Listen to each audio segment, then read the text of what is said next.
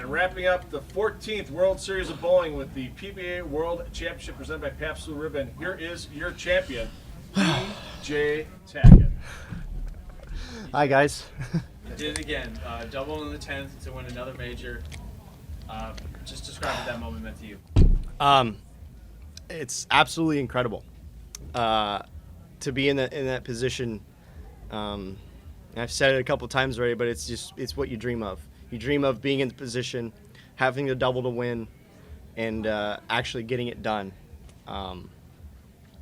It was a great feeling at the U.S. Open, be able to complete the Triple Crown, be so close to home, have all my family there. But today I had my dad and my uncle, my wife, and her cousin Eddie from Germany was here, which was also really cool.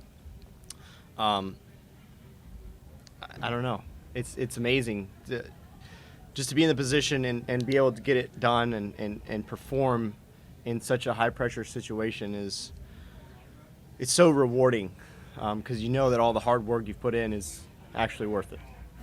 You've talked a bunch about how much confidence that win at the Open gave you. How much did that specifically impact that moment out there, needing that double again? I think it impacted it a lot. That first event was you had to throw the first one or you go home, and the same thing here. The difference this time was, I had to throw the first one, but the second one was, there was still an opportunity for a tie.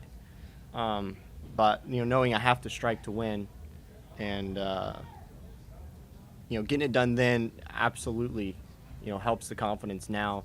And the same thing happened in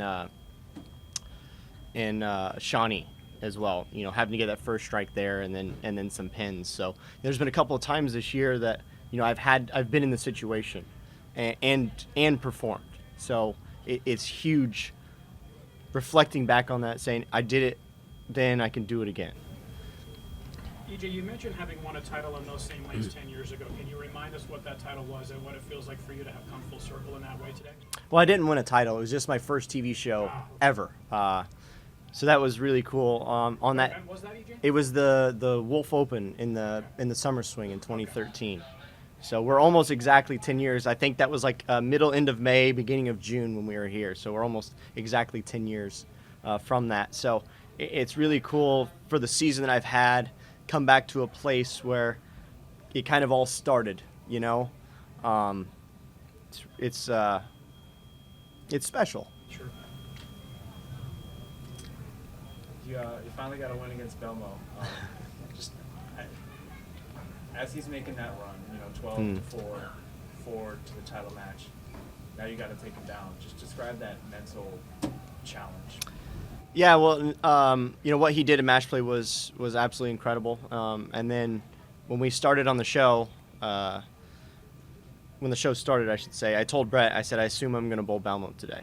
So I was mentally prepared, I think, better than maybe I have been in the past to bowl him, knowing that I'm probably going to bowl him and I'm going to have to throw some strikes. So it makes, I guess, your preparation for maybe a little bit different than maybe if you're playing another player.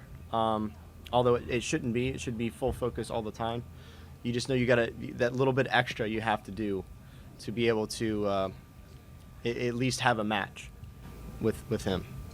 EJ, what do you know now about competing on the PBA Tour and bowling PBA Tour telecast that you didn't know 10 years ago when you bowled that Wolf Open show at this very center? I think the biggest thing for me is just how my body reacts in the situation. It took me a long time to learn my body and learn the little things that I have to do to make sure that I throw quality shots. And it took me a long time to figure that out. I was out here for maybe about 3 years before I really started figuring it out. And that 2016 year was really the first time that things started to move in the right direction, where I felt a little bit more comfortable, more confident in the things that I was doing. And I feel like I continue to get better and better as my career goes on. With your win today, you won $140,000 total here at the World Series of Bowling 14. That's more than 6 of your 10 previous PBA seasons in total. I mean, 6 individual seasons, less than $140,000. It's got to feel pretty good walking out of here with that kind of cash and having a little extra security for yourself and your wife Natalie and the dogs at home. Yeah, it's awesome, and I know we talked about this earlier, you and I, Phil. It's just a testament to how hard everyone in the PBA and Bolero is working to try to push our sport forward, try to give the better prize funds for us to bowl in. And I think this week is an absolute proof of that, because there's been plenty of seasons where I've won and done well and not reached that amount.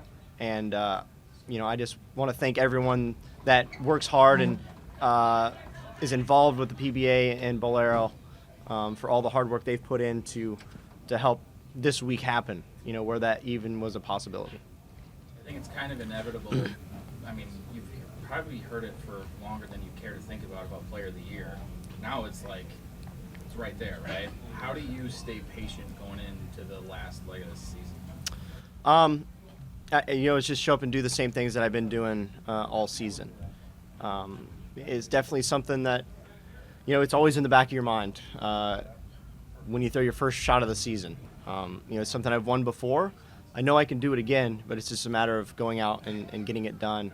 And after I won a couple of times, early on in the season, after I think Shawnee, people started talking about that already, and I was like, we have 4 major championships left to bowl. There's nothing written in stone. Winning a second major championship, I think that propels me forward a lot in that race. We still have one more to bowl, and Simo's won one, Bemel's won one. They win another one and go win a couple more times. I could get past very easily. So it's going to be staying focused, going bowling well, hopefully like I have throughout the season, and if I can continue to do that, then I feel like I'm in charge of my own destiny at this point. Maybe even put a little more pressure on Marshall too to repeat. Yeah, that would be nice. Going off that match specifically felt like bigger than just one match, even one match for a major title. I mean, Belmo's normally a pretty stoic guy, and he was fist bumping and booming early on. You were amped up early on. Did it feel bigger than just a normal major title match? It did, because it's the thing. It goes back to the Player of the Year thing. I think both of us knows that in that one game could propel either one of us forward in a lot. And obviously Jason is trying to set a number that no one can reach in major championships. And I think he has more, I don't know, he might have more desire now to win major championships than he did 6 major championships ago. He's doing things that are unprecedented in the history of our sport. I'm just trying to keep up. Speaking of unprecedented, you shared about that anecdote about Pete Weber, but Jeff just told me that you were the youngest of 21. Just what is that? Yeah, I mean, that's really cool. I think it's a lot cooler when you're using round numbers when you're talking about that. The 21, it's like, yeah, that's cool. 20 would have been a lot cooler because it's that nice round number, and I feel like 20 in our sport is a number that puts you in very elite status in the history of the PBA Tour. So there's a lot of importance in that 20 title number. So next is 25 and the next is 30. So hopefully we can be the youngest at 30. You mentioned the other night with your win, and it was mentioned here that you could catch technically Mark Roth's titles in a year thing. You can easily catch Kyle Troop's money in a year. I mean, that was just short of $500,000. You're at almost $360,000 right now in the season with another major and the Super Slam, which will pay $100,000 to go. Which record would be cooler to get, the money record or the titles record? How about both? EJ, you've done some incredible bowling this season, but you've also done some incredible screaming this season. I was wondering, what made these major victories such emotionally intense moments for you, and how has your voice held up after each one of them? After the U.S. Open, it was not good. It was a couple of days, and I got made fun of a lot for that. But I don't care because that U.S. Open trophy is sitting at home, so that's all that matters to me. I think both times it came right down to the wire. The first major championship that I won, it kind of was locked up after I struck in the 9th. There was no I didn't have to double in the 10th. The second major championship I won against Tommy Jones, I won on the bench. So these two have been, I've gotten up in the situation and gotten it done, which I've done in the past, winning regular events, but I'd never done it in a major championship. So there was a lot of emotion that went along with finally doing that on such a huge stage. It was an impressive lineup today. How do you think this generation compares to previous generations? I think there's an argument to be made with you guys right now, what you're doing. You are the best generation. I don't know. There's so many great players. It's hard to say one's better than the other. I think the only thing that we might be able to say about the generation that we're currently in is the same as you could say from every other sport. The difference between the top and the bottom, I think, has gotten smaller just because guys take care of their body better. They're more into fitness. They're more into what they're eating and stuff like that. And I think that's true for any sport, and just the evolution of all sports kind of turn out that way. The next generation, I think the gap just gets smaller. I can't say that we're better bowlers. I just think the gap between the top and the bottom has just gotten a little bit smaller.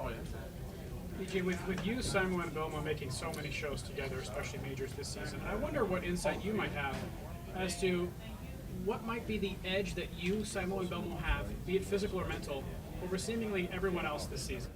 I think it's a huge mental thing. Obviously, confidence in what you're doing, trying to not get too high, too low when you're going through qualifying. Because Belmo, for example, the other day, he could have came in and as soon as one thing went wrong, he could have just threw the towel in. And that's not what great champions do. They never give up. They don't feel like they're out of it until they're mathematically out of it.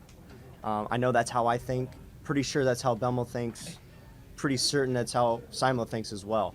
And I think just the mental aspect of how we approach the game, I think does give us a little bit of an advantage because most of the time we are pretty even keel. And I think that keeps us from throwing pins away maybe when things don't go so great. And that becomes important at the end because Belmo made the World Championship top 12 by, not a lot of pins. So, if he one time would have got frustrated and maybe not struck on the next shot, that could have meant that he wasn't even in that top 12. So you got to remind yourself that all those little moments add up to a bigger picture.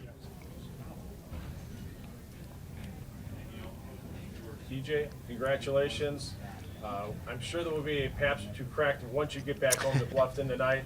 And congratulations on your World Championship, 4th major, and 21st title overall. Safe travels. Thank See you. In New Jersey for the Players Yes, sir. Championship. Thank you, guys.